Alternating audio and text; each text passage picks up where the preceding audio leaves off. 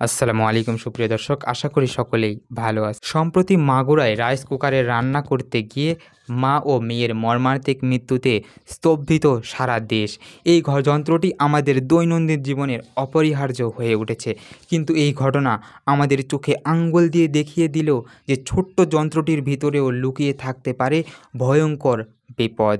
সময় এসেছে এখনই সতর্ক হওয়ার। রাইস কুকার ব্যবহারে যে ভুলগুলি করবেন না সেগুলি জেনে নিন। ভুল ধারণার কুফল, রাইস কুকারে প্রেসার কুকার নয়। অনেকেই ভাত রান্না ছাড়াও মাংস, ডাল বা ঝোল জাতীয় খাবার তৈরি করতে রাইস কুকারে প্রেসার কুকার হিসাবে ব্যবহার করেন।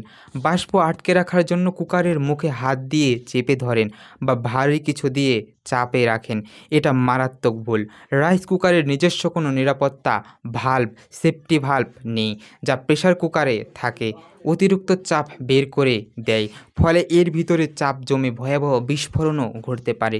অতিরিক্ত খাবার বা পানি বিপদ, রান্নার সময় পাত্রে অতিরিক্ত চাল বা পানি ভর্তি করলে তা উপরে উঠতে পারে।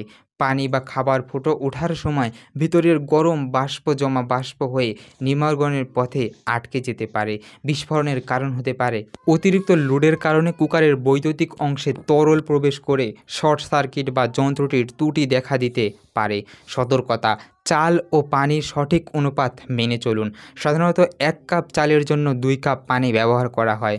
কুকারের ধারণ ক্ষমতার চেয়ে বেশি খাবার বা পানি দেবেন না। দীর্ঘক্ষণ চালু রাখা, রাইস কুকার সক্রিয়ভাবে ব্রে ওয়ার্ম মোডে চলে গেলেও দীর্ঘক্ষণ ধরে চালু রাখা ও তদারকি না করাই খুবই বিপজ্জনক। অতিরিক্ত গরম হয়ে যাওয়া বা কোনো যান্ত্রিক ত্রুটির কারণে আগুন লাগার আশঙ্কা থাকতে পারে।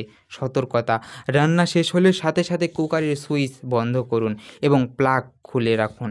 অপ্রয়োজনীয় দীর্ঘ সময় ধরে কুকার চালু রাখবেন না। ত্রুটিপূর্ণ বিদ্যুৎ সংযোগ ও ভিজা হতে পারে। কম দামে মাল্টিপ্লাগ বা দুর্বল বৈদ্যুতিক লাইনের রাইস কুকার চালানো অত্যন্ত ঝুঁকিপূর্ণ।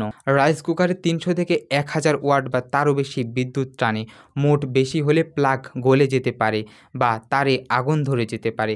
এছাড়াও বিদ্যুৎ চালিত যন্ত্র হওয়ায় ভেজা তারে হাতে স্পর্শ করলে শর্ট সার্কিট ও বা বৈদ্যুতিক শক লাগতে পারে। ভিজা মেঝেতে দাঁড়িয়ে ভেজা হাতে সুইচ চাপার কারণে অনেক সময় দুর্ঘটনা ঘটতে পারে।